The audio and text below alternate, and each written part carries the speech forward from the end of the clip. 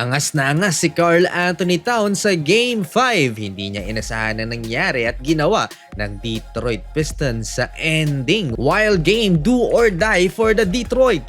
Game 5 na mga idol, Pistons versus Knicks. Nasa New York naman ang aksyon. Not a high-scoring game sa first 8 minutes ng bakbakan. Karl Anthony Towns two-handed jump ang Game 4 hero ng New York. Si Josh Hart pa ang leading scorer ng New York with 4 points, 0 for 3 to start the game si Jalen Brunson. 23-22 end of first quarter, lamang ng isa ang New York Knicks. Second quarter mga idol, friendly fire, masama ang lagay nitong si Tobias Harris nang makalmot siya ng kanyang sariling teammate na si Jalen Duren sa mukha, specifically sa mata pa mga idol. Simula Game 1, hindi tumigil si Karl Anthony Towns sa pang-aasar at pag-aangas dito sa Detroit Pistons. Umana si Dennis Schroeder mga idol, papatapos ang second quarter at nagtala ng 9 points sa first half. Dikit ang laban, lamang lang ng isa ang New York Knicks. Maalat si Jalen Brunson, 6 points lamang sa first 2 quarters, 50-49 at the half. Third quarter, Tim Hardaway Jr. hitting up 3-pointer wide open. Better performance by Detroit Pistons, total team effort sa kumpas ng kanilang former number 1 pick na si Cade Cunningham.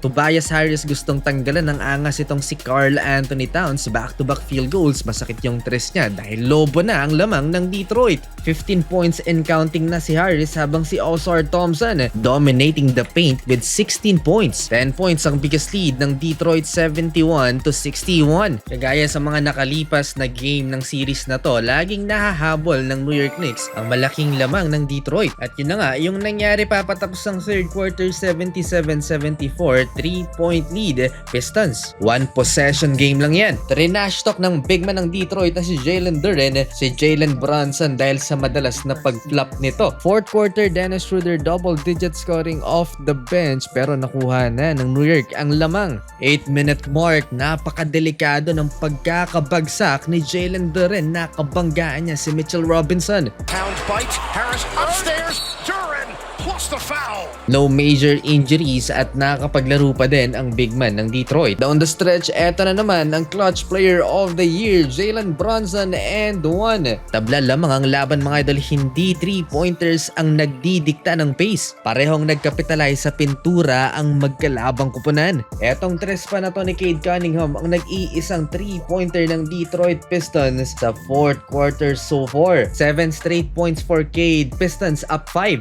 And again, tabla na naman, 5 unanswered points for New York. Karl Anthony Towns tied the game at 95. Parang yung game ceiling 3-pointer din niya sa Game 4, napakalayo din. Down the stretch mga idol, bad news for New York, nagtamo ng minor injury si Jalen Brunson at Josh Hart. Dahilan para pagpahingahin sila ng ilang minuto. Tagal pang nakapasok ang dalawa mga idol dahil no dead ball until 27 seconds left dahil tumawag ng timeout ang New York. 6 points na rin ang lamang ng Pistons.